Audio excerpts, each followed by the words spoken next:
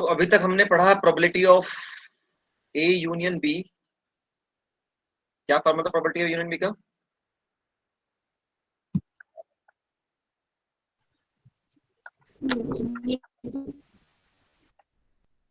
और ए intersection B का?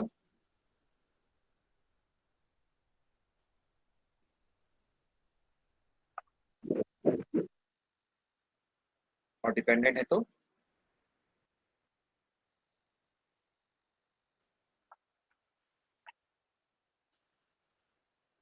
B. हाँ, तो एक जो यहाँ रखोगे उसका कंडीशनल डालोगे नीचे, probability of A into probability of B. ये तो इंडिपेंडेंट में हुआ, अगर इंडिपेंडेंट नहीं है तो बी की भी नहीं आ जाएगा। इजी है करना। आप यहाँ पे प्रोबेबिलिटी ऑफ बी लिख सकते हो, तो वहां पे लिखोगे प्रोबेबिलिटी ऑफ ए, और प्रोबेबिलिटी ऑफ ए को आप लिख सकते हो probability of A given B. तो this is the multiplicative law और this is the additive law. चलिए अब लेते हैं एक बहुत इंपॉर्टेंट कंसेप्ट है जो बार बार यूज करते हैं लोग, probability of happening at least one of the independent event. इसके ऊपर भी क्वेश्चन बहुत बार आता है भाई, मैं क्वेश्चन पेपर भी देखूंगा तो बताऊंगा उसमें। Probability of happening at least one of the independent event, कि कम से कम एक हो जाए। तो जब भी हम एट लीस्ट वाली कंडीशन बनेगी तो वहां पे वैसे तो यूनियन से भी कर सकते हो, यूनियन भी एट लीस्ट के लिए यूज होता है, बट इससे करने में थोड़ा टाइम ज्यादा लगता है और मेहनत ज्यादा लगती है। तो हम यहाँ पे वही वाला कंसेप्ट यूज करेंगे जो मैं बता रहा था कॉम्प्लीमेंट का। ये प्रोबेबिलिटी ऑफ ए को हम लिख सकते हैं, या प्रोबेबिलिटी ऑफ ए बार को लिख सकते हैं one minus probability of A. तो ऐसे ही हमें फाइंड आउट करना है probability A union B. At least के लिए निकालते हैं प्रोबेबिलिटी ए यूनियन बी, और उसको हम लिख सकते हैं one minus probability of A A union B bar. और अगर डिमॉर्गन्स लॉ है वो कहता है कि अगर ऐसा है तो ये इंटरसेक्शन बदल जाएगा और ये बार जो है दोनों पे अलग अलग आ जाएगा, ए बार इंटरसेक्शन बी बार दिस। और क्योंकि ये इंडिपेंडेंट है, तो इंडिपेंडेंट है तो इसका मतलब क्या होगा, probability of A bar into probability of B bar one minus. तो इससे भी निकाल लेते हैं। अब मतलब क्या हुआ इसका, कि हमें कह रहा है कि भाई ए हो या बी हो, तो ए ना होने की प्रोबेबिलिटी, बी ना होने की प्रोबेबिलिटी निकाल लेंगे और फिर वन में से लेस कर देंगे दोनों के प्रोडक्ट को। तो हम ए यूनियन बी इस तरह भी निकाल सकते हैं। तो अब इसको हम कैसे, क्वेश्चन कैसे आते हैं वो देख लीजिएगा। क्वेश्चन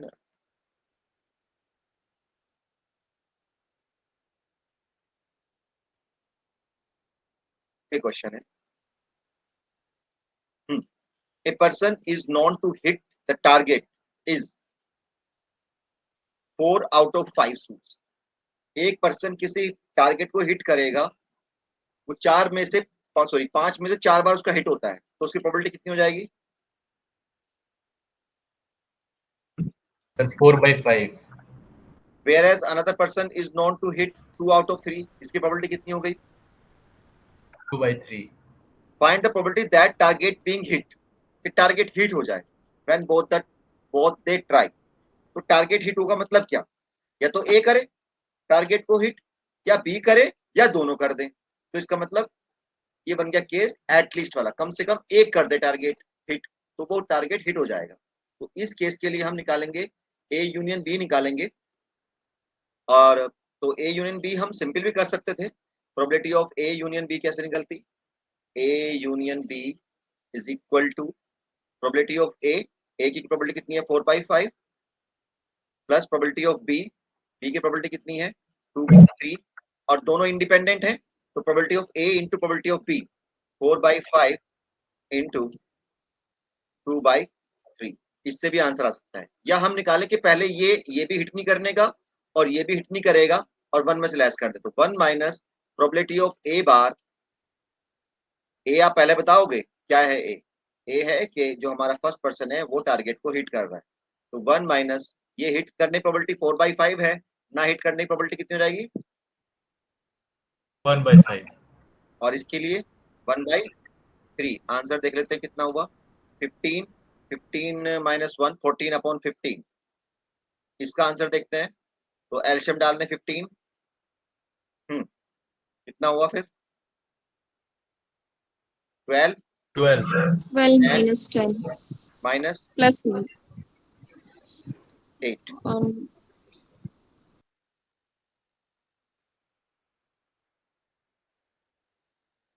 80 आएगा ना। कितना हुआ फिर 14/50। तो दोनों तरीके से आप कर सकते हो, इससे चाहो। एटलीस्ट का मतलब होता है कम से कम एक का मतलब यूनियन। चलो, ये क्वेश्चन भी आया हुआ एग्जाम में। तो इस तरह क्वेश्चन जनरल एग्जाम में आते हैं जिस तरह का मैंने ये करा है, या फिर यूनियन वाला आएगा।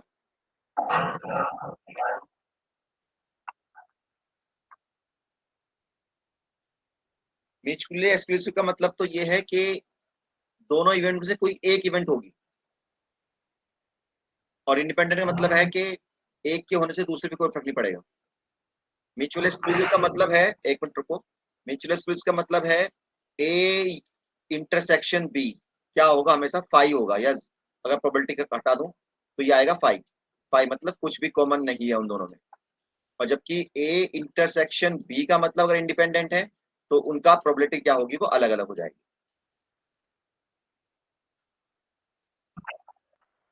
चलो, ये क्वेश्चन भी आया हुआ है।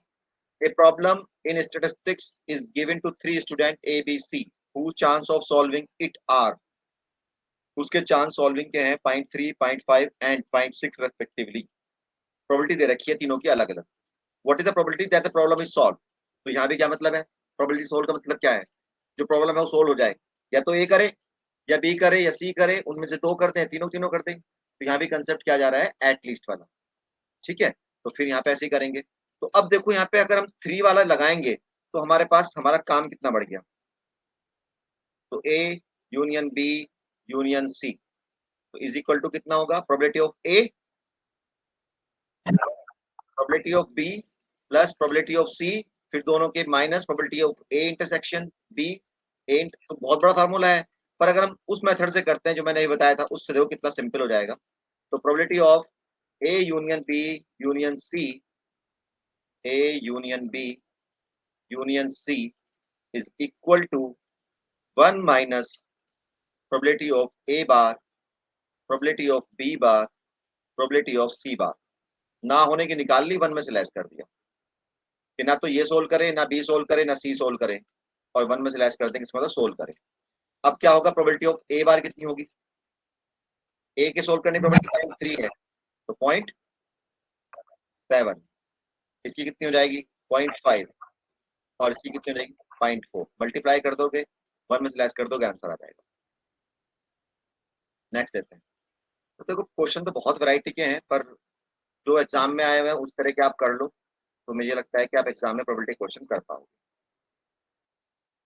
चलो, नेक्स्ट क्या है, husband and wife appear in an interview of 2 vacancies for the same post. 2 vacancy थी ऑफिस में और दोनों ने अप्लाई कर दिया, हस्बैंड वाइफ ने।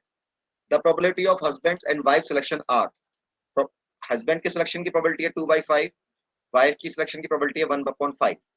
Find the probability that exactly one of them is selected, कि उनमें से एक सिलेक्टेड होगा। अब एक सिलेक्टेड होगा तो क्या निकालना है, पहले हमें सिंबॉलिकल लिखना पड़ेगा। हमें निकालना है प्रोबेबिलिटी, या तो हस्बैंड सेलेक्ट हो जाए, एक सेलेक्ट कराना है। इसका मतलब क्या होगा, हस्बैंड सेलेक्ट होगा तो वाइफ सेलेक्ट नहीं होगी, या क्या हो सकता है,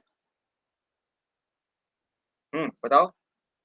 वाइफ सिलेक्ट होगी और हस्बैंड सिलेक्ट नहीं होगा।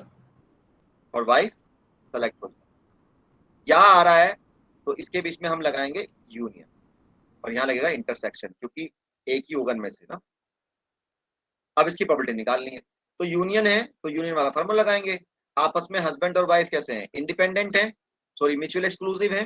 तो इसका मतलब ये हो जाएगा probability of H intersection W bar plus probability H bar intersection W. और हस्बैंड और ये क्या है, ये वाले जो है इंडिपेंडेंट, हस्बैंड का सिलेक्शन अलग मत उससे होगा, और वाइफ का सिलेक्शन अलग उससे है, मतलब दोनों में कोई कोरिलेशन नहीं है या डिपेंडेंट नहीं है, तो ये इंटू हो जाएगा। तो हम यहाँ पे ये करें। इस तरह से काफी थोड़ा सा हार्ड क्वेश्चन है, क्योंकि आप लोगों के लेवल से ऊपर का है, फिर भी बता। At least one of them is selected, उनमें से एक कोई हो जाए, तो ए यूनियन यानी एच यूनियन डब्ल्यू निकालना है, वो निकाल लोगे। नॉट नन इज सिलेक्टेड, कोई भी सिलेक्ट ना हो, तो ना तो ए सिलेक्ट हो, दैट सॉरी हस्बैंड सिलेक्ट हो तो बार लगा दिया, एंड ना ही वाइफ सिलेक्ट हो तो इसके ऊपर बार लगा लिया। अब क्या है, हस्बैंड और वाइफ तो इंडिपेंडेंट है, तो उनके बार भी इंडिपेंडेंट होंगे, यानी प्रोबेबिलिटी ऑफ एच बार और प्रोबेबिलिटी ऑफ डब्ल्यू बार। चलो नेक्स्ट करते हैं।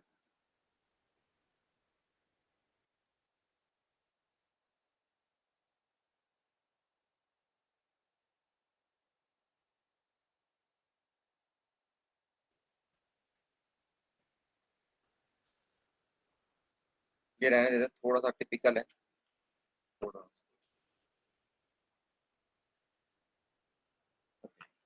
देखिए यहाँ तक ही आपको एग्जाम में मिल जाना चाहिए क्वेश्चन, पर कभी कभी एक थ्योरम और है बेस थ्योरम, वो भी काफी फेमस थ्योरम है प्रोबेबिलिटी निकालने के लिए, और उसको इनवर्स थ्योरम भी बोलते हैं। तो उसका क्वेश्चन भी कभी कभी एग्जाम में मतलब वैसे तो अगर प्रोबेबिलिटी की बात करें कि भाई अगर जैसे मैथ्स में भी ये पेपर है, तो मैथ्स में उसका क्वेश्चन तो आएगा।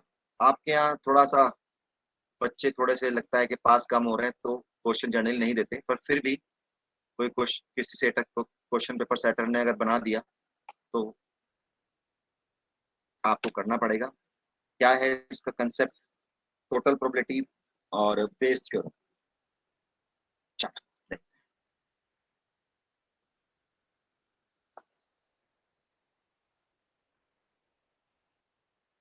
क्वेश्चन से देखते हैं, दे आर टू बैग्स।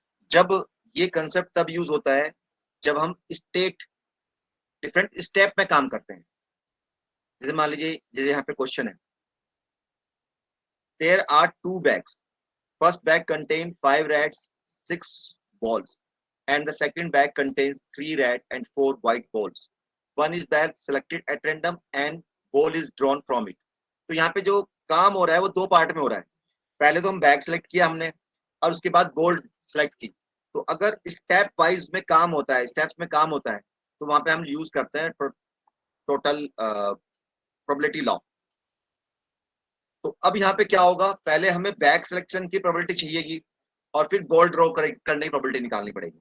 अगर सिंपल बैग होता, एक बैग होता उसमें से प्रोबेबिलिटी निकालनी, तो आप निकालना सीख ही गए हैं। पर यहाँ पे क्या करना है, पहले बैग सेलेक्ट करना है। ठीक है, तो हम यहाँ पे इवेंट को फिर डिफाइन करेंगे।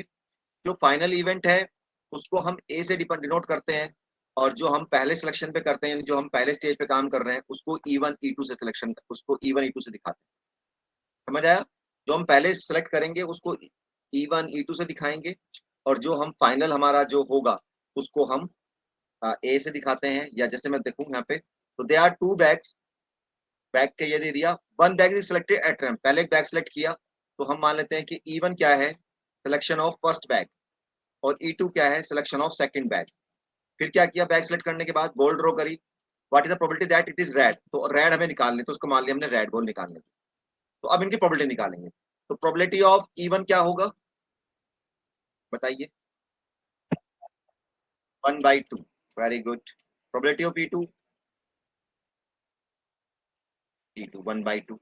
अब क्या हो गया, क्या क्या पॉसिबिलिटी हो सकती है कि भाई पहला बैग सेलेक्ट हो जाए, तो पहला बैग सेलेक्ट होगा तब रेड बॉल निकालने प्रोबेबिलिटी निकालनी है। तो इसका मतलब क्या होगा, प्रोबेबिलिटी ऑफ आर निकालो, और क्या गिवन है कि पहला बैग सेलेक्ट हो गया, तो एक कंडीशनल प्रोबेबिलिटी बन गई। ये रेड बॉल निकालो जब पहला बैग सेलेक्ट होगा, तो पहले बैग में रेड बॉल कितनी है भाई,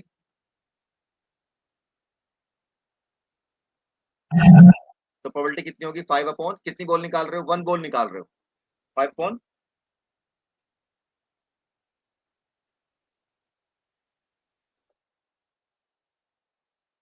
है 1/2 नहीं। ये तो कंडीशन दे दी कि भाई ये गिवन है, तो हमने ये ले लिया कंडीशन, ये गिवन है हमारा, यानी हम फर्स्ट बैग पे काम करना है। तो फर्स्ट बैग में 5 बॉल रेड थी, और टोटल बॉल कितनी है, 11, तो 5/11। ऐसे ही आर और गिवन E2 जब सेकंड बैग सेलेक्ट हुआ हो, यहाँ फार्मूला वो नहीं लगेगा जो आप सोच रहे हो। यहाँ सिंपल हमें कंसेप्ट यूज करना है कि सेकंड बैच सेलेक्ट हुआ है, तो आर की प्रोबेबिलिटी निकालो कितनी होगी। तो आर कितना है इसमें, 3, और कितनी बोल है, 7।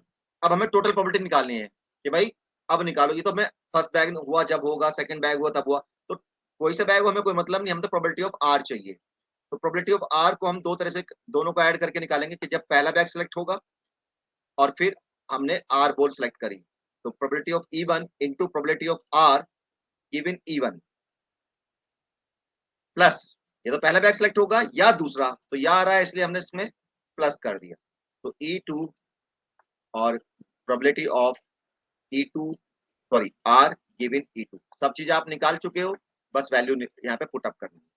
तो इस तरह से हम यहाँ पे टोटल प्रोबेबिलिटी, हम अगर स्टेप्स में काम होता है तो प्रोबेबिलिटी इस तरह निकाली जाती है।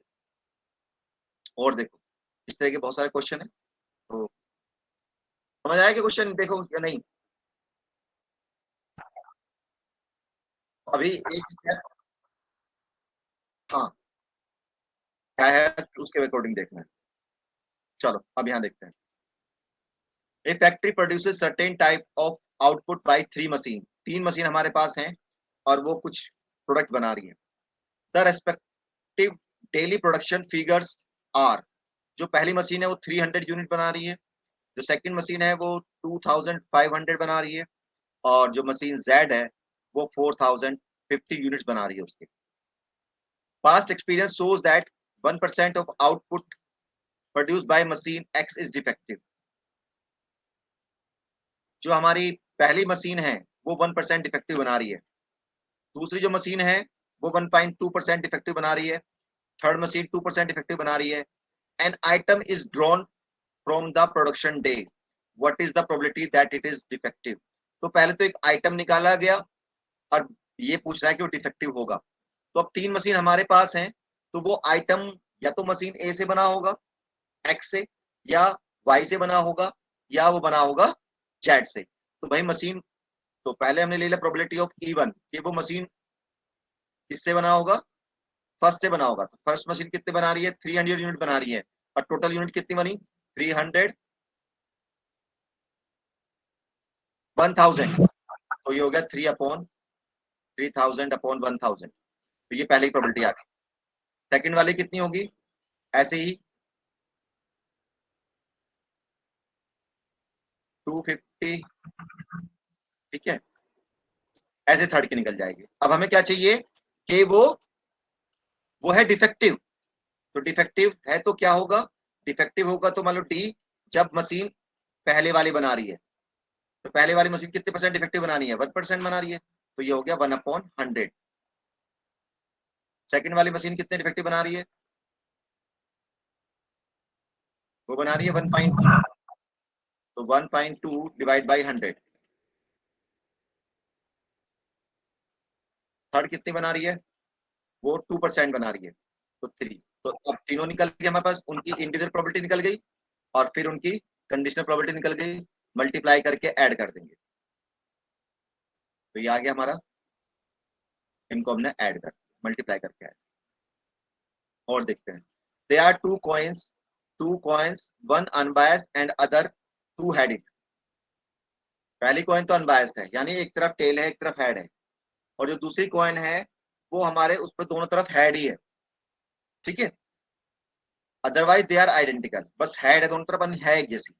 One of the coin is chosen at random, तो पहले तो एक कॉइन चूज करी और फिर उसको टॉस करा, तो यहाँ भी दो स्टेज में काम हो गया, तो स्टेज में काम हो गया तो पहले मानेंगे E1, तो प्रोबेबिलिटी ऑफ E1 कितना हो जाएगा कि पहली कॉइन चूज हो 1/2, जनरली तो ये 1/2 या 1/3 आते हैं, तो E2 कितना हो गया 1/2 हो गया।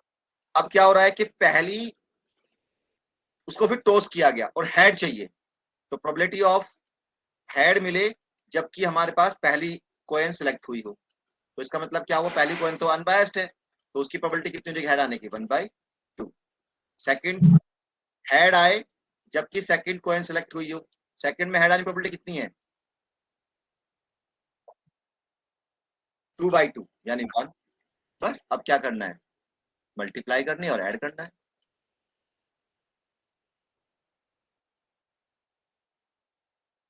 चलो इसे देखते हैं, the probability of selection of 3 person for the post of principal in a newly started college are in the ratio, कि भाई जो 3 पर्सन है उनके सिलेक्शन की प्रोबेबिलिटी दी हुई है, तो पहले के तो 4, तो ये रेशियो दिया हुआ है, तो रेशियो में आपको निकालनी प्रोबेबिलिटी कैसे निकालते हैं, 4 अपॉन टोटल से कर देंगे, तो 4 अपॉन कितना 9 है ना। yes sir. प्रोबेबिलिटी पहला पर्सन सेलेक्ट हो 4 अपॉन 9, दूसरा पर्सन सेलेक्ट हो 3 अपॉन 9, थर्ड पर्सन सेलेक्ट हो तो 2 अपॉन 9। ये तो हो गया हमारा सिलेक्शन की।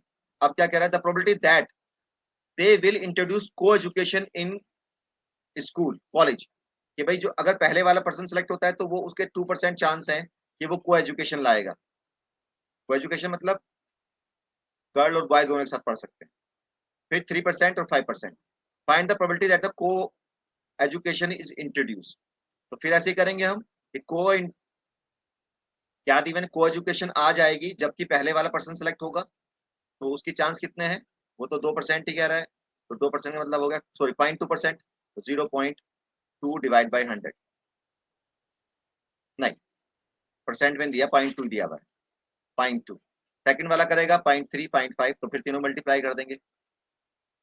ओके, अब आता है बेस थ्योरम में चलते हैं सीधा, ये वाला भी कर लेते हैं। नहीं रहने दो, बस एक ही बहुत है बोल वाला। तो यस, बेस थ्योरम। अब क्या है कि बेस थ्योरम हमारी इनवर्स थ्योरम भी बोलते हैं। अब क्या कर रहा है, जैसे हमारे पास 2 बैग थे और बैग में से हमने ये बात की प्रोबेबिलिटी निकाली थी कि पहले हम बैग सेलेक्ट करेंगे और फिर उसके अंदर बॉल सेलेक्ट करेंगे और बॉल हमारी रेड आ जाए। अब क्या है यहाँ पे, ये उल्टा चाह रहा है कि भाई पहले बैग सेलेक्ट करो, फिर बॉल सेलेक्ट करो, रेड बॉल आ गई, अब इस बात की प्रोबेबिलिटी निकालो कि फर्स्ट बैग से आई हो। अब तक तो रेड बॉल निकालने प्रोबेबिलिटी निकाल रहे थे हम लोग, अब क्या कह रहे हैं, रेड बॉल तो निकल गई भाई, अब ये बताओ कि फर्स्ट बैग से आई, इस बात की प्रोबेबिलिटी बताओ। उल्टा चल रहा है, रेड बॉल आ गई, फर्स्ट बॉल से निकालने प्रोबेबिलिटी पूछ रहा है, तो ये कहलाती है हमारी इनवर्स थ्योरम या बेस थ्योरम। तो इसका एक पर्टिकुलर फार्मूला है, वो फार्मूला लगा के हम निकाल सकते हैं। तो इसके लिए हमें पहले टोटल प्रोबेबिलिटी निकालनी पड़ेगी। तो टोटल प्रोबेबिलिटी तो आप ऐसे जैसे आपने अभी निकाली ऐसे निकालोगे और बस उस फार्मूले वैल्यू रखनी है और आंसर आ जाएगा। क्या है बेस थ्योरम, यहाँ भी स्टेज में ही काम होगा। If we are interested in find the probability of event of two of event of second stage, then it is obtaining using law of total probability. But if the happening of event of second stage is given to us, on the basis of this we find the probability of event of the first stage. यानी ये कह रहा है कि total का use तो हमने तब करा था जब हम सेकंड स्टेज की चाहिए थी कि भाई रेड पहले बैक सेलेक्ट करो फिर रेड आने की प्रोबेबिलिटी बताओ। अब ये कह रहा है कि सेकंड स्टेज तो पता है इस बार कि रेड बॉल आ गई, इस बार बताओ कि फर्स्ट बैक से आई हो, यानी फर्स्ट स्टेज की प्रोबेबिलिटी चाहिए। तो this is called the inverse और बेस थ्योरम। और इसका जो फार्मूला है वो है प्रोबेबिलिटी ऑफ, अब क्या चाहिए हमें, हमें चाहिए कि ये क्या था, ई था हमारा फर्स्ट बैक सेलेक्ट होने की प्रोबेबिलिटी, तो इवन इवन ए चाहिए, इस बार उल्टा कर दिया, पहले तो हमने ये पद निकाला था ए गिवन इवन निकाला था, अब हमें इसको उल्टा चाहिए, हमें चाहिए प्रोबेबिलिटी ऑफ इवन गिवन ए कि रेड बॉल तो आ गई, अब ये बताओ कि वो पहले बैक से आई है। तो इसके लिए हम क्या करेंगे, ये फार्मूला लगाएंगे, तो एक टोटल प्रोबेबिलिटी निकाल लेंगे और बस इसमें यहाँ पे ये और ऐड करना है। तो जेके चलिए फर्स्ट बुक पहले लेते हैं question. There are 2 bags, first ball contain this, वही वाला क्वेश्चन है। One bag is selected at random and ball is drawn from it and it was found to be red, red ball निकल गई इस बार। What is the probability of selecting the first bag, ये पहला bag select होगा, इस बात की प्रोबेबिलिटी बताओ। तो फिर हम ऐसे ही मानेंगे प्रोबेबिलिटी ऑफ इवन कितना हो गया हमारा,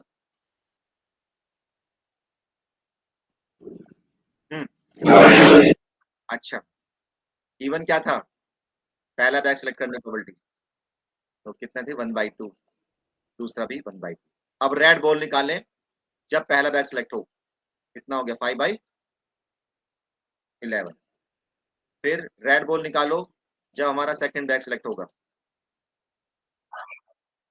3/7। टोटल प्रोबेबिलिटी निकाल लो, टोटल प्रोबेबिलिटी ऑफ ए या रेड, मल्टीप्लाई प्लस ऐड, तो 1/2 इंटू पहला बैग सिलेक्ट हो और कितना हो, रेड बॉल निकालो, ठीक है, सेकंड बैग सिलेक्ट हो और रेड बॉल निकले। अब हमें चाहिए उल्टा, ये प्रोबेबिलिटी ऑफ, अगर मैं वैसे भी देखूं तो आप देखो कैसे निकलेगी, हमें चाहिए इवन अपॉन आर, तो कंडीशनल प्रोबेबिलिटी का फार्मूला क्या था भाई, उन दोनों की इंटरसेक्शन और जो गिवन है वो नीचे, probability of E one intersection R और गिवन आर, तो गिवन आर तो टोटल प्रोबेबिलिटी हो गई। अब इसको फिर दोबारा हम लिख सकते हैं कंडीशनल प्रोबेबिलिटी में, कैसे लिख सकते हैं, probability of E one into probability of R given E one, R given E one ऐसे लिख सकते हो, अपॉन प्रोबेबिलिटी ऑफ आर। तो ये सब हम इस फार्मूले से भी कर सकते हो, या डायरेक्ट फार्मूला आप लर्न करके भी लिख सकते हो। लर्न कर लो, कभी कभी एग्जाम में कभी बेस थ्योरम पूछ ले, बेस थ्योरम बताओ क्या है, तो बेस थ्योरम कम से कम आप let S be the sample space है और even be to the R mutually exclusive and exhaustive event है such that कि कोई सी जीरो नहीं है, ठीक है, बस इतना लिखना है आपने। then probability of even given A बराबर is equal to this, इतना लिखा होगा तो ना आंसर, और A को बता दो क्या है ये, तो इतने पे भी आंसर पूरा मिल जाएगा। वैसे आज तक नहीं आई आपके यहाँ बेस थ्योरम, आई नहीं है, पर बहुत अपनी थी इसलिए मैंने बता दिया। तो सारे क्वेश्चन बस अगला स्टेप कर दोगे आप, सारे क्वेश्चन जो आपने अभी करके आए वो सारे सारे हो जाएंगे। तो यहाँ तक आपकी हो गई प्रोबेबिलिटी। अब प्रोबेबिलिटी का तो क्वेश्चन में क्वेश्चन पेपर से, चलो कौन करेगा सोल्व, वो टेबलॉय करोगे आप, चलो दिखाओ भाई। अब हम लोग, मैं कर दूं स्टॉप, रुको मैं स्टॉप कर दूं।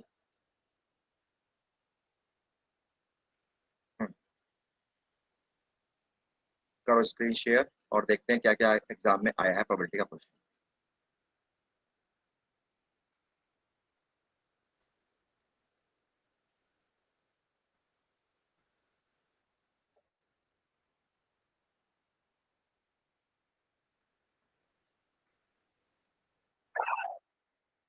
थाउजेंड 18 में, चलो तो एक मिनट रुको, अब हम वो करेंगे कि हमारा क्वेश्चन कौन सा उसका है। देखो ये क्या है, draw a histogram and A frequency polygon of the following data, also find its mean, further comment of the shape of the distribution. Shape बतानी है किस तरह की है, कि नॉर्मल है कि नहीं है, बस ये बताना है। नॉर्मल की शेप पता है आपको कैसी होती है, नॉर्मल डिस्ट्रीब्यूशन की, मैं शायद यहाँ पर लिख नहीं पाने का, चलो बताता हूँ नॉर्मल के भी। तो ये क्वेश्चन हो जाएगा पहला। नेक्स्ट सर लो, वाई एक्सिस के अलोंग सिमेट्रिक होता है ना सर? हाँ यस सर। एक्स किसी पॉइंट पे हाँ सिमेट्री होगा वाई एक्सिस का, ये मत समझ। बनाना एक शेप पता है आपको, टेबल पता है आपको, नॉर्मल का, नॉर्मल का भी याद है, छोड़ो चलो आगे मैं बताऊंगा, आगे बढ़ो। बस a sample of size 3 to be selected from a population of 10, 10 में से हमें 3 का सिलेक्शन करना है, तो एन के का, तो क्या मल्टीपल है, नहीं। Right all possible samples of a linear systematic और सर्कुलर सिस्टमैटिक से निकालना है। तो भाई मैं इसे मुझे कराना पड़ेगा, इसे कर अभी करते हैं, चलो आगे बढ़ो। अब आया प्रोबेबिलिटी वाला। A bag contains 10 white, 3 black balls. Balls are drawn one by one without replacement till all all black balls are drawn. Find the probability that the procedures come to an end at the sixth draw. तो ये भी question आपसे नहीं हो पाएगा। तो देखो यहाँ प्रोबेबिलिटी क्वेश्चन थोड़ा सा टफ डाल दिया, ठीक है, इससे रुको, इससे ऊपर रुको, हाँ चलो ठीक है, नीचे नीचे ठीक है।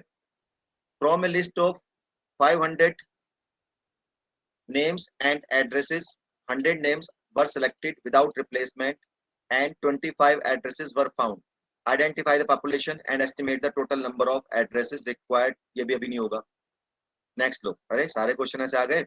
In order to find the correlation coefficient between two variables, this the following calculation are this. Calculate the correlation coefficient and slope of the regression. तो यहाँ वो निकालना है आपने, correlation coefficient निकालना है और आपने रिग्रेशन का स्लोप निकालना है, यानी b की वैल्यू निकालनी है। ये तो कर लोगे आप। A random sample of size 10 from a normal population, अभी ये नहीं कराया मैंने, अभी बचा हुआ है ये। चलो बी में आओ, ये आगे भाई साहब बी में 5 नंबर का question. The policy plants of enforce speed, क्या है स्पीड है ना, speed limits by using the radar type traps at 4 different location within the city limits. अच्छा वो करा उसने जो हमारे जो स्पीड के लिए चालान कटता है। The radar traps at each of the location L1 and 2, 3 are operated 40%, 30%, 20%, or 10% of the time respectively. A person who is speeding on his way to work has probability this respectively of passing through these locations. What is the probability that he will receive a speeding ticket also find the probability that he will receive a speeding ticket at location L1. तो पहले तो बताना है कि वो speeding ticket मिले, यानी total probability बतानी है, और फिर बतानी है कि लोकेशन 1 पे मिले, L1 पे मिले। तो यहाँ पे जो है हमारे पास 4 हैं। पहले की प्रोबेबिलिटी हो जाएगी 40/100, E1, probability of E2 30/100, probability of E3 20/100, और ये हो गया 10/100। फिर हमें दे दिया प्रोबेबिलिटी ऑफ स्पीडिंग टिकट को मान लेते हैं कुछ एस, मान लेते हैं S given E1 0.2, S given E2 0.1, और फिर हम दोनों यानी बेस थ्योरम भी लगेगी और टोटल प्रोबेबिलिटी भी लगेगी। Next, explain the exponential smoothing method, use the same to forecast. ये आ गया स्मूथिंग जो मैंने करा दिया आपको। नेक्स्ट, ये थोड़ा पेपर आपका टफ आया वैसे। The researcher of survey regarding ratio listeners preference to for all different types of music are given in the following table. Test at 5% whether the type of music is depend on the age group. कौन सा question है? Square test. चलो, null hypothesis क्या बनेगी? हमेशा independent वाली, है ना। आगे चलो, एक company want to test whether its 3 salesmen ABC have the same selling ability. Their records of sales this drawing various weeks of this. Prepare a one-way ANOVA table and test the hypothesis that the all salesmen perform equally. तो यहाँ पे हमें जो week दिया हुआ उसका कोई मतलब नहीं है यहाँ पे, इसको आप हटा भी सकते हो, बस आपने ABC करना है। इस वीक को आप भूल जाओ, बस समझ लो, क्योंकि ये वीक का इसने नहीं कहा, इसने कहा है किसके लिए करना है, सेल्समैन के लिए करना है, तो हम ABC लेके चलेंगे। तो वन वे अनुभव होगा 10 नंबर का। Next, right short note, स्टेडिफाइड sampling, control chart, goodness of fit. Goodness of fit कौन सा? जो हमारा काई स्क्वायर वाला मैंने गुडनेस ऑफ फिट टेस्ट कराया आपको, और मूविंग एवरेज। तो मूविंग एवरेज में आपको शॉर्ट नोट लिखना है, तो वहां पे मैंने लिखा है, वहां पे कोई भी एक एग्जांपल छोटा सा लेके, पहले तो बताओ मूविंग एवरेज करता क्या है, और फिर छोटा सा एग्जांपल लेके ओड वाला, बहुत छोटा सा डेटा 1 2 3 डेटा वाला, इस तरह का, और वहां करके दिखा दो। चलो जी, नेक्स्ट लो, 19 90 तो 18 का था, और नहीं तुम्हारे पास? असाइनमेंट निकालो। अच्छा, मुझे क्वेश्चन अभी दिखाना है ये, मुझे ऐसा करो, व्हाट्सएप कर दो इसका स्क्रीनशॉट लेके, तो ग्रुप में डाल दो। वो जो क्वेश्चन मैंने बताया था ना कराऊंगा मैं, उसका था यार वो, किस चीज़ का था? दिखाना एक बार, 18 खोल के एक बार।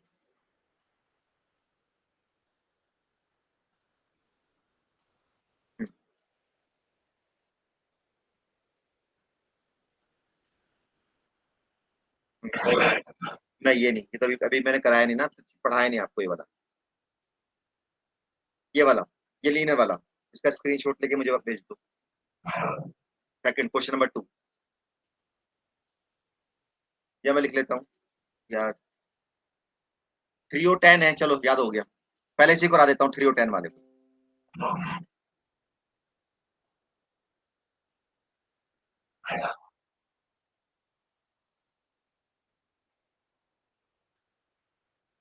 हाँ हाँ,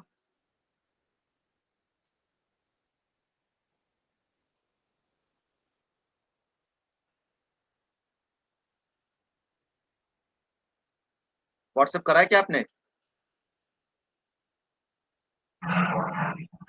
चलो ठीक है, कोई प्रॉब्लम, 3 और हम वो तो देख लेंगे, हम उसमें देख लेंगे। नहीं, मैं कर रहा हूँ स्क्रीन शेयर, क्योंकि मुझे कराना ना है तो।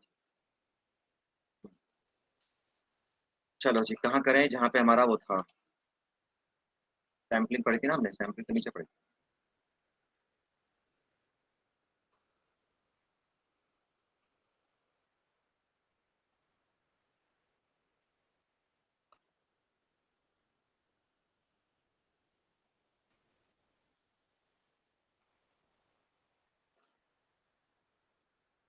ये था, तो वो कह रहा है कि हमारे पास 10 नंबर हैं, तो n इज इक्वल टू, तो हो गया 10, और 3 का सिलेक्शन करना है, तो n इज इक्वल टू हो गया 3, और कह रहा भाई दोनों लगाओ, लीनियर भी लगाओ और वो भी लगाओ। तो लीनियर लगाते हैं पहले, लीनियर में पहले निकालते हैं हम के, तो के इज इक्वल टू कितना हो गया, लीनियर तो तब लगती है जब हमारा क्या हो, जब हमारा इंटीजर यानी कि एन स्मॉल एन मल्टीपल हो, कैपिटल एन मल्टीपल हो स्मॉल एन का।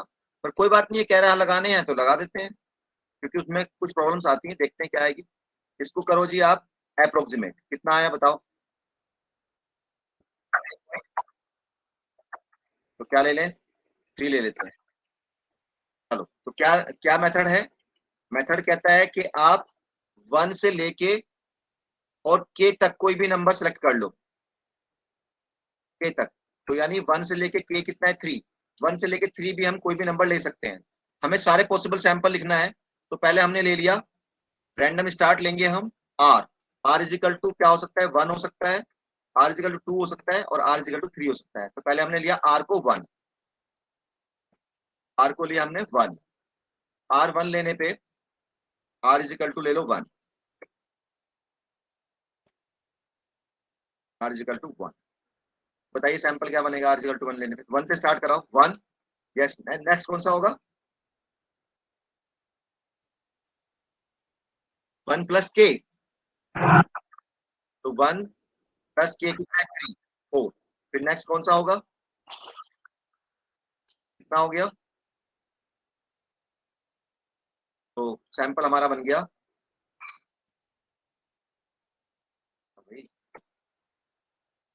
1 4 7, पहला सैंपल। दूसरा क्या हो सकता है भाई, 2 से स्टार्ट करें, तो 2 5 और 8। थर्ड 3 से स्टार्ट करें, 3 6 और 9। तो 3 सैंपल यहाँ पॉसिबल होंगे इसमें लीनियर में। अब आओ सर्कुलर में,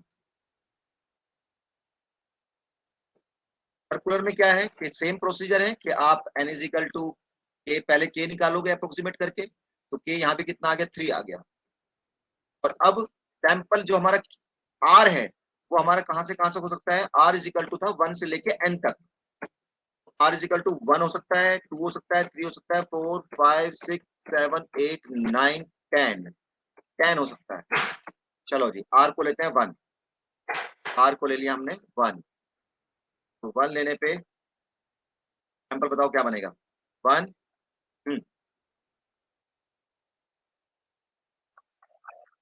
4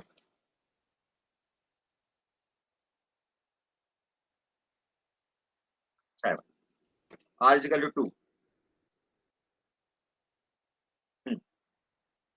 2 5 8 3 3 6 9, फिर 4 7 10, 4 7 10, फिर 5 8 11, 11 तो है ही नहीं, तो इसको फिर वो करेंगे रिप्लेस, क्या लिखते हैं यहाँ पे 11 में क्या आ जाएगा 1, फिर 5 6 9 2, फिर 7 10 3, फिर 8 1 4, है ना, फिर 9 2 5 9 9 2 5, और फिर 10 10 3 6। तो इस तरह से यहाँ पे 10 सैंपल पॉसिबल होंगे और इसमें 3 सैंपल पॉसिबल, ये करना। चलो नेक्स्ट लेते हैं, मैं कोई और किसी पेपर है क्या कोई, चलो दिखाओ, करो स्क्रीन शेयर में, इसको वो करता हूँ।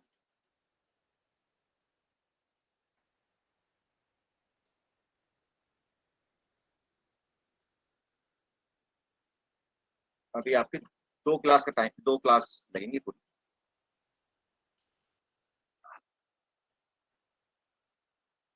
थर्टीन का नहीं भाई, उसका करो डाउनलोड, 13 तो बहुत पुराना है, करंट नहीं है कोई। चलो जो निकल के ठीक है, इसको देख लेते हैं, चलो ठीक है कोई बात। हाँ 19 इसे लो, ये मेरे हाथ का क्वेश्चन पेपर बना हुआ है। the marks obtained by 25 MCA student in is statistical techniques paper out of 50 marks given below. Prepare, present the about data in the form of content frequency distribution type the first class this. तो class तो आपको एक दे दी इसने, तो 0 से 10, 10 से 20, 20 से 30, 30 से 40, 40 से 50 ऐसे बनानी, फ्रीक्वेंसी काउंट करनी है. Prepare histogram and obtain the distribution of the obtain distribution, जो आपने बनाया उसका हिस्टोग्राम बनाना है. Next, the following table given the this calculate median, तो मीडियन निकालना है, क्यूमुलेटिव फ्रीक्वेंसी निकाल के फार्मूला लगा करना है. अब आया इधर पे ए प्रॉब्लम, वही क्वेश्चन है जो मैंने कराया था. A problem of statistics is given to the three student ABC whose chance of solving it are this what is the probability of that the problem will be solved. तो problem को solve कराना है, तो यानी A union B union C, और आप कर सकते हो. ठीक है जी, ये मैं भी कराऊंगा कांस्टेंट वाला. आगे चलो. तो ये तो मेरे आज का सारे क्वेश्चन आपको इसमें से मिल जाएंगे. चलो. तो सर आप इजी वाला क्यों नहीं डालते? हाँ, हर बार आप इजी वाला क्यों नहीं डालते सर? नहीं, वो कभी कभी बच्चे फेल हो रहे हैं इसमें. हाँ, ये कौन सा आ गया 7?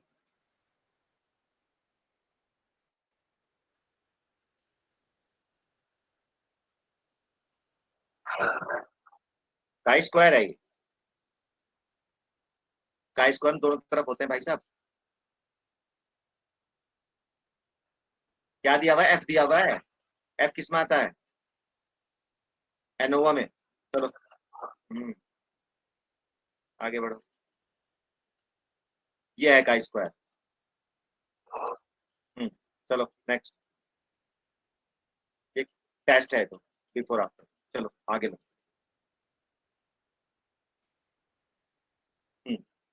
From the following data compute mean और वेरिएंस एंड स्टैंडर्ड डेविएशन, तो निकल जाएगा. तो मीन निकालना, सबको ऐड करेंगे, डिवाइड बाय दिस. वेरिएंस का फार्मूला पता है, दिस पता है. if the largest value in the sample is 20 number given above is changed to 500, तो इस बार 20 को 500 चेंज, ओ सॉरी, लार्जेस्ट वैल्यू को चेंज करना है 500 से. लार्जेस्ट वैल्यू कितनी है? 79. 79 को 500 से चेंज करके उसका मीन निकालना है और वेरिएंस निकालना है. तो क्या होगा? मीन भी बढ़ जाएगा और वेरिएंस भी बढ़ जाएगा. चलो आगे.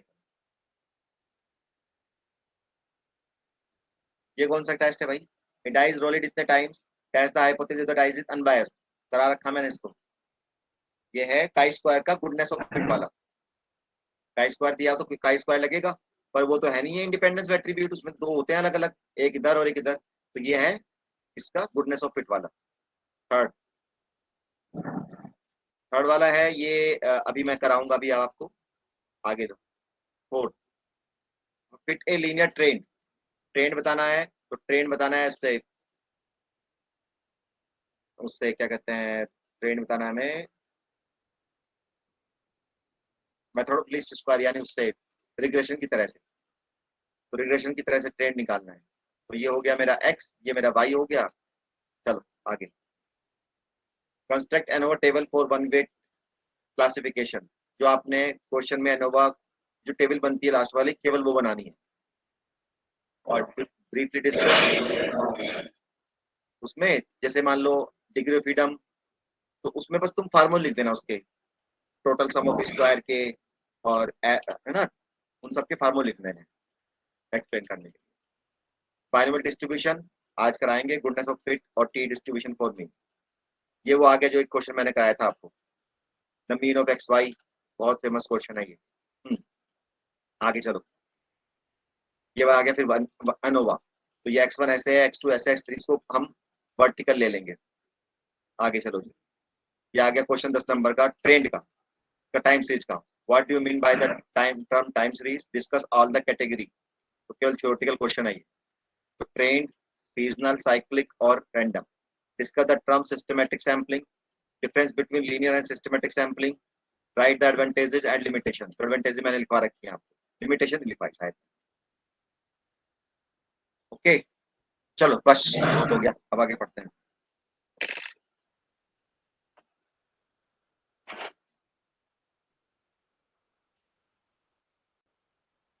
मुझे शेयर करना है. हमने प्रोबेबिलिटी तो आपकी हो गई, अब करना है आपको डिस्ट्रीब्यूशन. आपके कोर्स में 4 डिस्ट्रीब्यूशन है और 4 डिस्ट्रीब्यूशन में तो उससे पहले कुछ और करते हैं। प्रोबेबिलिटी निकालने के और तरीके भी हैं जिससे हम हेल्प द डिस्ट्रीब्यूशन, ये क्वेश्चन आया हुआ है, ये भी करा देता हूँ आपको, बहुत आसान क्वेश्चन। पहले पढ़ते हैं हम कुछ और। रैंडम एक्सपेरिमेंट तो आप पढ़ चुके पहले ही। Variable, a quantity which take different values is called variable. Variable has 2 types, fixed deterministic variable और रैंडम वेरिएबल। ये तो कुछ नहीं है, समझे मत। डिस्क्रीट रैंडम वेरिएबल और कंटिन्यूअस पढ़ लो। A variable is said to be discrete if it has either a finite or countable number of values. कोई वेरिएबल अगर काउंटेबल नंबर ऑफ वैल्यूज ले रहा है तो उसको कहेंगे discrete. For example, marks of a student in statistical techniques, क्या क्या वैल्यू हो सकती है बताओ, क्या क्या मार्क्स आ सकते हैं बच्चे के?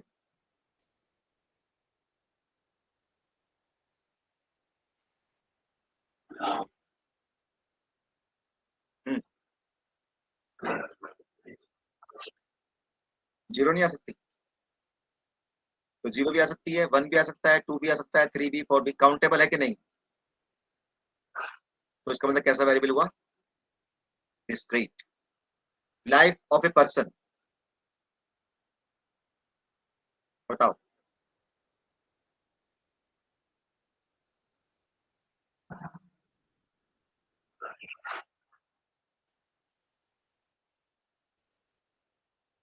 यस, तो वो 1.5 ईयर भी जी सकता है।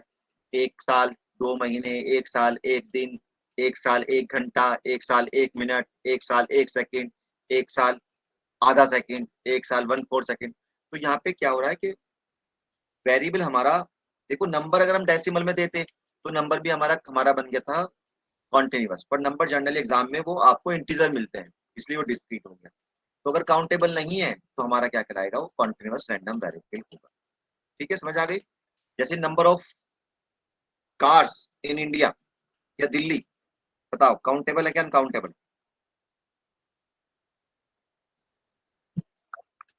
काउंटेबल है, रजिस्ट्रेशन होता है सब कारों का, तो वहां से ले लेंगे बेटा, है ना? चाहे इंडिया में हो चाहे वर्ल्ड में करो तो सब काउंटेबल है, ऐसा नहीं कि अनकाउंटेबल है। जब हमारे इंडिया में रहने वाले पर्सन को हम काउंट कर सकते हैं तो कार भी तो काउंट कर सकते हैं। तो जब भी किसी के आगे नंबर लग गया तो वो हो गया discrete. The daily measurement of snowfall at Shimla, ये तुम्हारे बुक का क्वेश्चन है, कैसा है? डिस्क्रीट या कॉन्टिन्यूअस?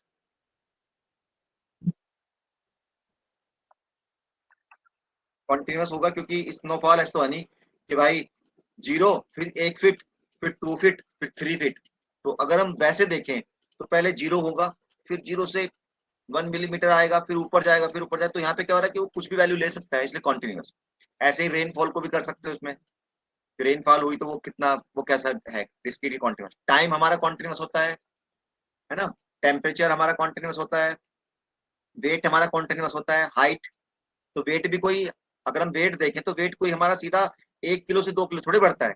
1 किलो बढ़ेगा, पहले बना 0, फिर बढ़ेगा 50 ग्राम, 50 से भी छोटा सा फिर 75 ग्राम, इस तरह धीरे धीरे बढ़ता है। तो इसका मतलब वो भी क्या होगा? वो कॉन्टिन्यूअस होगा। जब सीधा जंप आएगी तो वो हमारा क्या कहलाएगा? Discrete. The number of defective goods in A shipment, discrete के कॉन्टिन्यूअस?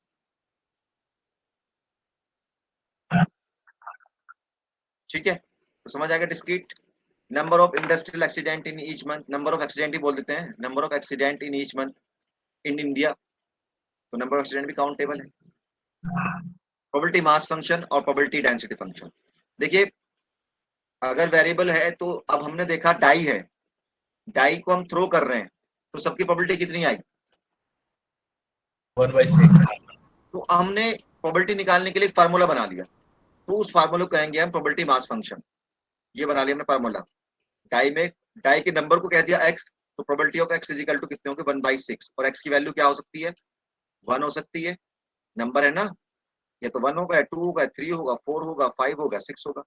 तो this is called the model या प्रोबेबिलिटी मास फंक्शन, जो हमें प्रोबेबिलिटी बताएगा हर पॉइंट पे।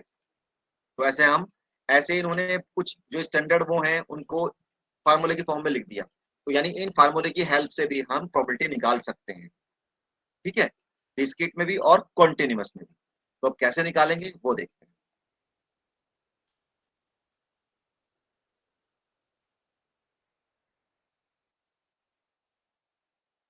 तो प्रोबेबिलिटी मास फंक्शन, सॉरी मैंने कुछ गलत ये कर दिया ना, probability of X is equal to था हमारा 1/6।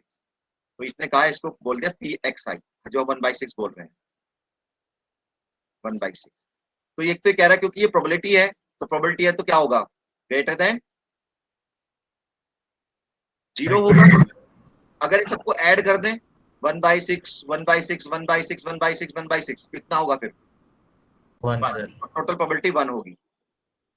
तो ये रूल है इसके, जो ये प्रोबेबिलिटी हम मास फंक्शन बना रहे हैं, इसमें हर प्रोबेबिलिटी एक तो बड़ी होगी 0 से, अगर इन सबको ऐड कर दोगे तो 1 आ जाएगी, क्योंकि भाई टोटल प्रोबेबिलिटी तो 1 ही होती है, तो इसलिए उसका सम क्या होगा, 1 होगा। अब इसके ऊपर 2 क्वेश्चन 3 क्वेश्चन हम कर सकते हैं। कैसे क्वेश्चन करेंगे चलिए देखते हैं।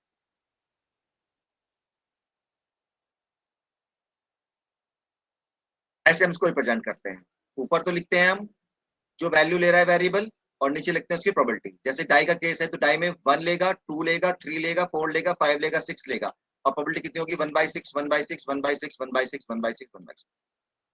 State and given reason which of the following not probability distribution है प्रोबेबिलिटी मास फंक्शन। तो पहले देख लो भाई, पॉजिटिव है प्रोबेबिलिटी, यस या नो, यस सर। यस। अब इनका सम देखो, सम 1 आ रहा है कि नहीं आ रहा,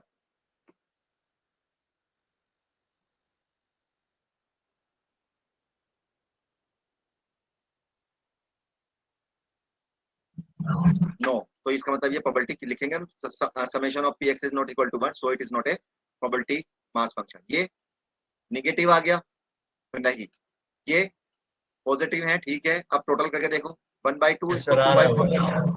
तो ये आ रहा है, ठीक है।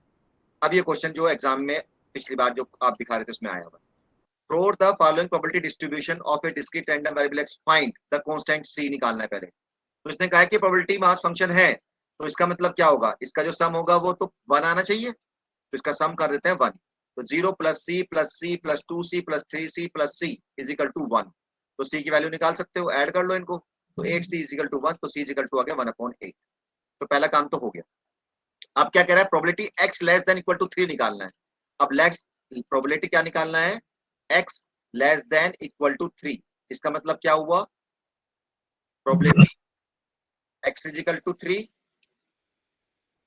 फिर या सॉरी 0 से लेते हैं, 0 लेस देन 3 का मतलब, चलो या 3 से ले लो, 3 से ले लेते, 3 लेस देन इक्वल टू है तो 3 भी लेना पड़ेगा, फिर कितना लें, और क्या ले सकते हैं 2, फिर 1, और क्या ले सकते हैं 0, क्योंकि 0 तक हमारा वेरिएबल डिफाइन है, 1 और ये 0। तो प्रोबेबिलिटी x = 3 आपके पास है, 0 x = 3, फिर कितनी है 2 पे है c, फिर कितनी है 1 पे c, और फिर 0। तो 4c हो गया, 4c की वैल्यू कितनी है 1/, तो 4/8 आ गया आंसर। अब क्या कह रहा है, 1 से 4 के बीच में होनी चाहिए, तो 1 से 4 के बीच का मतलब क्या हुआ, बोलो, 2 3, क्योंकि ये उसके कहा ना, 1 से छोटा, 1 से तो बड़ा होना चाहिए, 4 से छोटा, तो 1 तो उससे बड़ा होगा 2 और 3। तो 2 की प्रोबेबिलिटी कितनी है c, 3 की प्रोबेबिलिटी 2c, 3c हो गया, 3c और c की वैल्यू है 1/8, तो 3/8। Find the probability distribution of number of heads when 3 fair coins are tossed. तो ये वैसे आपके लेवल का नहीं है, आपसे ऊपर का है, तो ऊपर बहुत इजी है, इसलिए मैं क्योंकि आप लोग कर पा रहे हैं तो मैं इसलिए बता रहा हूँ कि भाई पहले तो देखो, इसने कहा कि कॉइन को छाल रहे हैं, प्रोबेबिलिटी डिस्ट्रीब्यूशन बनाना है, तो पहले तो एक्स देखो, एक्स क्या चाहिए उसको, नंबर ऑफ हेड्स चाहिए। तो नंबर ऑफ हेड्स कितने होंगे अगर मैं 4 कॉइन को छालूं, पॉसिबिलिटी सारी देखो। हम्म,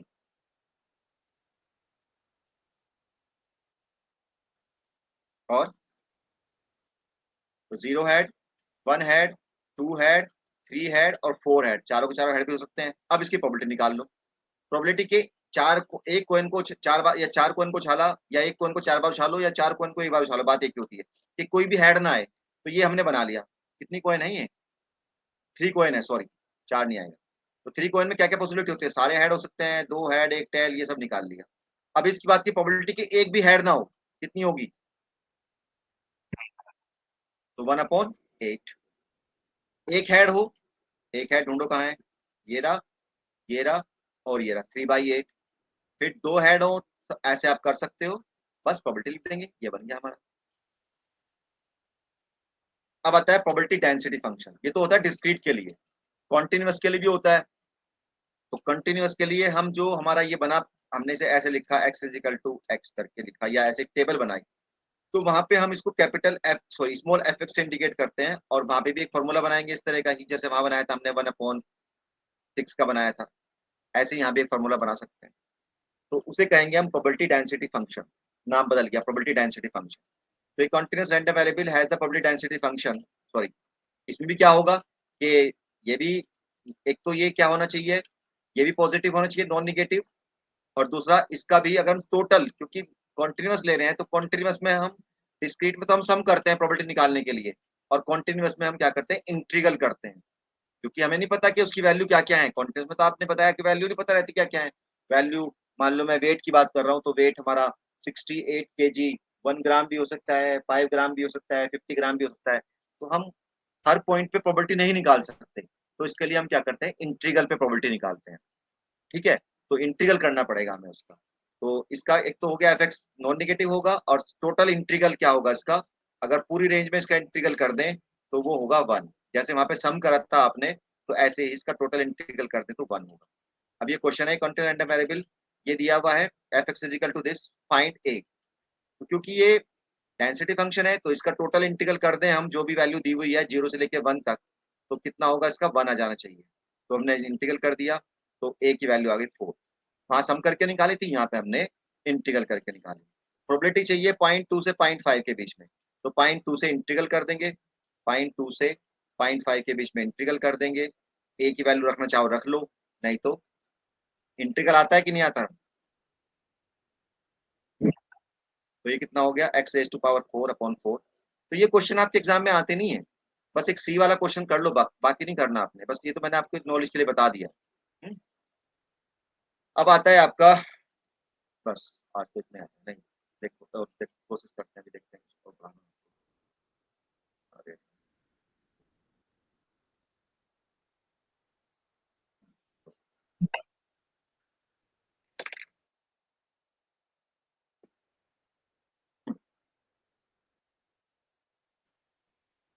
expectation of a random variable, अगर एक्सपेक्टेशन निकालनी हो तो हम क्या करते हैं, मल्टीप्लाई कर देते हैं उसकी प्रोबेबिलिटी, जो वैल्यू है वो और उसकी प्रोबेबिलिटी को मल्टीप्लाई करके ऐड करते हैं।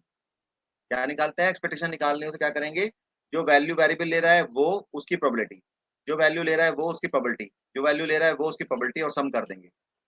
ठीक है, तो अगर देखिए यहाँ पे क्वेश्चन है, find the expectation of the number of an unbiased dice thrown. तो अनबायस्ड डाइस को थ्रोन करो, पहले उसका प्रोबेबिलिटी डिस्ट्रीब्यूशन बनाओ, और फिर उसका क्या करना है, हमें एक्सपेक्टेड वैल्यू निकालनी है। तो एक्सपेक्टेड बोलते हैं एक्सपेक्टेशन को। तो वैल्यू कौन कौन सी लेगा, 1 2 3 6 लेगा, और प्रोबेबिलिटी क्या है सबकी, 1/6 है। तो ये बन गया हमारा डिस्ट्रीब्यूशन। एक्सपेक्टेशन निकालने तो 1 × 1/6, 2/2/1/6, 3/this, सबको कर देंगे ऐड आंसर। एक्सपेक्टेशन कभी कभी हम देखते हैं कि जो हम गेम बनाते हैं तो उसमें हमें फायदा होगा कि नुकसान, तो एक्सपेक्टेशन से हम निकाल सकते हैं। जैसे यहाँ पे है, a player tosses 2 unbiased coin, he wins 5 rupees if 2 heads appear, 2 rupees if 1 head appear, 1 rupee if no head appear, find the expected value of amount won by him. तो ये बताना है कि वो कितना पैसा जीतेगा। तो यहाँ पे भी क्या है, एक्सपेक्टेड वैल्यू निकालनी है, तो एक्सपेक्टेड वैल्यू निकालने के पहले डिस्ट्रीब्यूशन बनाना पड़ेगा। तो डिस्ट्रीब्यूशन क्या बनेगा, क्या क्या चीजें हो रही हैं, या तो उसका जो डिस्ट्रीब्यूशन बनेगा हमारा, कि वो क्या जीत रहा है, कितना रुपया जीत रहा है, 5 5 जीत रहा है, तो वेरिएबल हमारा ले रहा है 5, एक्स हमारा हो गया 5 रुपीज जीतेगा, और फिर 2 रुपीज जीतेगा 1। अब 5 रुपीज कब जीत रहा है, जब 2 हेड आए, और 2 हेड आने की प्रोबेबिलिटी कितनी है, अगर 2 कॉइन को टॉस करें, 2 हेड आए, 1/4। फिर 2 रुपीज कब जीत रहा है, जब 1 हेड आए, 1 हेड आने की प्रोबेबिलिटी कितनी है, 2/4। और 1 रुपी कब जीत रहा है, जब एक भी हेड ना आए, तो 1/4। तो ये प्रोबेबिलिटी डिस्ट्रीब्यूशन बन गया इसका। अब हमें क्या करना है, मल्टीप्लाई करनी है जस्ट, तो this into this, this into this, this into, कितना हुआ देखें, फायदा हुआ नुकसान हुआ, ये प्रोबेबिलिटी डिस्ट्रीब्यूशन बन गया 2.5, तो 2.5 रुपीज जीतेगा। ये आपको नहीं करना है, ऐड करे हुए नहीं करने आपने। बस आज इतना ही लेते हैं, फिर बाकी लेंगे हम नेक्स्ट क्लास में। बाइनोमियल डिस्ट्रीब्यूशन लेना है मुझे, एक्सपोनेंशियल डिस्ट्रीब्यूशन लेना है, ये सॉरी बाइनोमियल और पॉइसन डिस्ट्रीब्यूशन, इसके ऊपर भी क्वेश्चन आ जाता है। फिर यूनिफॉर्म और नॉर्मल डिस्ट्रीब्यूशन, ये 4 डिस्ट्रीब्यूशन आपके कोर्स में है।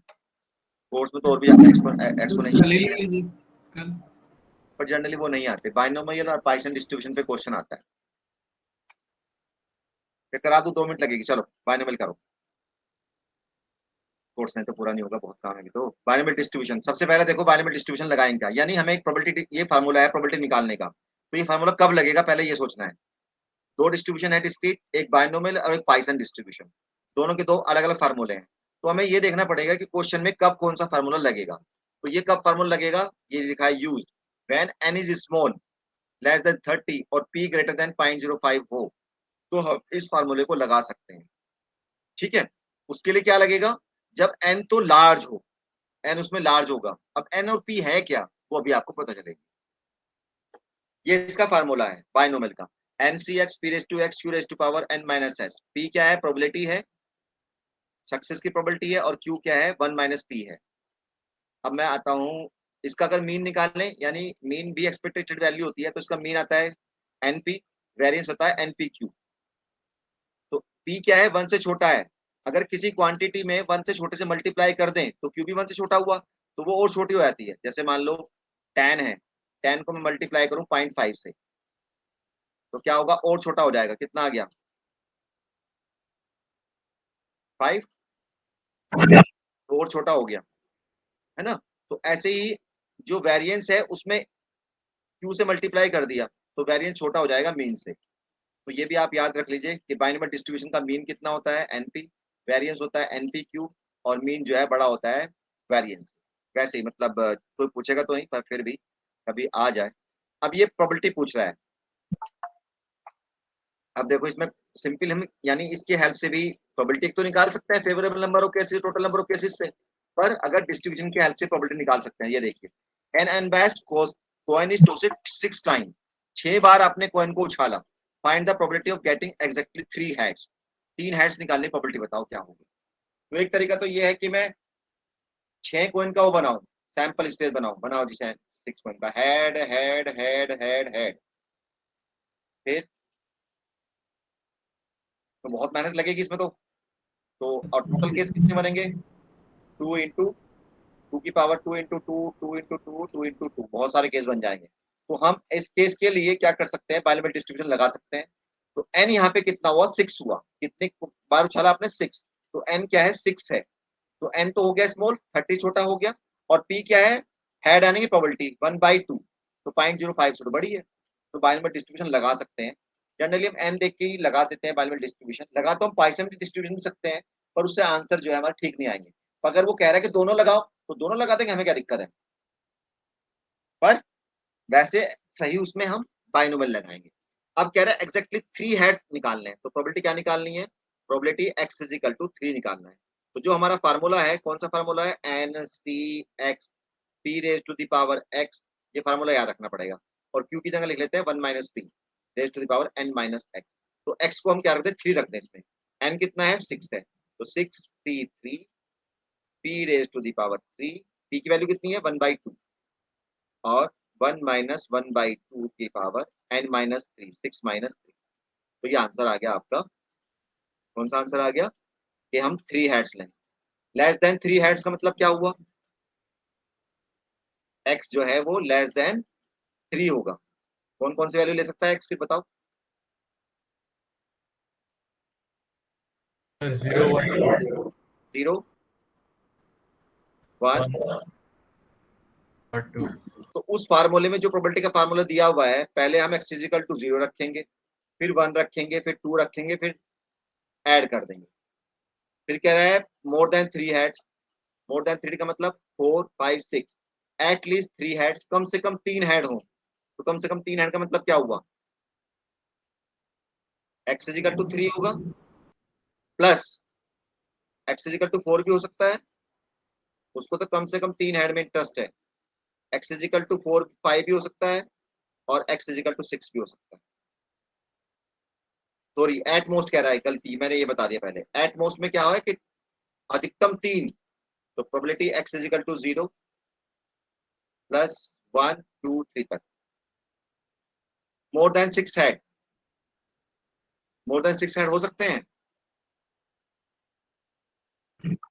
No, sir. प्रोबेबिलिटी कितनी हो जाएगी? ये बाइनोमियल का यूज है जी। और देखो binomial question, the chance of catching cold by workers in a factory of an ice factory during the winter are this. देखिए हमें कैसे पता चलेगा कि इसको हम डिस्ट्रीब्यूशन से करें कि वैसे करें? फेवरेबल नंबर ऑफ केसेस नहीं है और प्रोबेबिलिटी गिवन होगी पहले ही। जो हमारे सिंपल क्वेश्चन होते हैं प्रोबेबिलिटी गिवन नहीं होती। तो प्रोबेबिलिटी क्या है कि उसको कोल्ड हो जाएगा, उसकी प्रोबेबिलिटी है 1/2। तो मान लेते हैं probability of a is equal to 25%, तो 25/100 ये गिवन है आपको। आगे क्या रहा, what is the probability that out of 5 workers 4 और more will catch the cold. तो एन कितने वर्कर थे total? N is equal to 5 worker, तो एन इज इक्वल टू 30 छोटा है, बाइनोमियल लगा सकते हैं। तो प्रोबेबिलिटी क्या निकालनी है कि एक्स जो है हमारा वर्कर 4 और मोर, 4 या 4 से ज्यादा को कोल्ड हो जाएगा। तो ये हो गया। तो 4 या 4 से ज्यादा का मतलब क्या हुआ कि x is equal to 4 plus x is equal to 5। तो x इज इक्वल टू 4 और x इज इक्वल टू 5, आप जो हमारा ये फार्मूला है इसमें वैल्यू पुट अप कर देंगे। The probability of a man hitting a target is 1/4। तो प्रोबेबिलिटी ऑफ ए दे दिया 1/4। चलो, what is the probability of his hitting the target at time? He fire 5 बार उसने फायर किया, तो n इज इक्वल टू हो गया 5। और इस बात की प्रोबेबिलिटी चाहिए कि कम से कम 2 बार उसने लगना चाहिए। तो कम से कम 2 बार का मतलब क्या हुआ? 2 बार लगे या 3 बार लगे या 4 बार लगे या 5 बार लगे, तो बाइनोमियल डिस्ट्रीब्यूशन लगा सकते हैं। ये क्वेश्चन भी आया हुआ जो लास्ट में दिखाई दे रहा है, डेकोट्स का। डेकेट्स है, एक पुलिसमैन है वो फायर करता है डेकेट्स पे। तो क्या पूछ रहा है?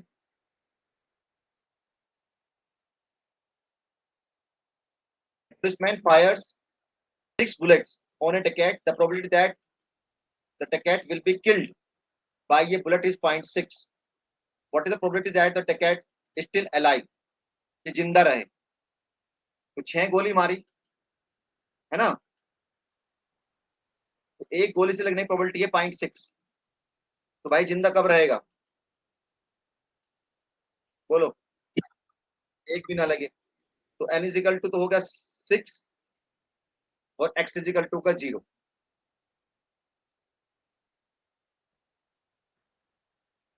अब आता है Poisson distribution. Poisson distribution is used when n is large और p से छोटा हो। इसका फार्मूला क्या है? ये है e raise to power minus lambda, lambda raise to power x upon factorial x।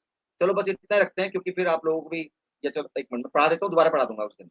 इसका मीन होता है लैम्डा, वेरिएंस भी लैम्डा होता है, दोनों बराबर होते हैं, ये इसकी प्रॉपर्टी है। कोई पूछने लगे प्रॉपर्टी बताओ मीन इसकी बाइनोमियल डिस्ट्रीब्यूशन की और पाइसन डिस्ट्रीब्यूशन की, तो एक तो इसका फार्मूला लेके आना, फिर लिखना उसका मीन एनपी है, इसका लैम्डा है, इसका वेरिएंस, उसका वेरिएंस एनपी क्यू है, इसका वेरिएंस लैम्डा है, उसका मीन बड़ा होता है वेरिएंस से, इसका मीन बराबर होता है, तो ये बन गया आपकी प्रॉपर्टी।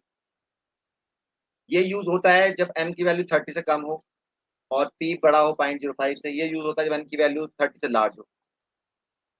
अब इसके दो फार्मूले हैं, बस इतना रखते हैं। पॉइसन डिस्ट्रीब्यूशन अगले वाले में पढ़ाऊंगा। मेरी क्लास है फिर 6:30 बजे फिर दोबारा किसी और के साथ। ओके, तो आज इतना ही रखते हैं। अब नेक्स्ट क्लास के लिए मैं कैसे बताऊं?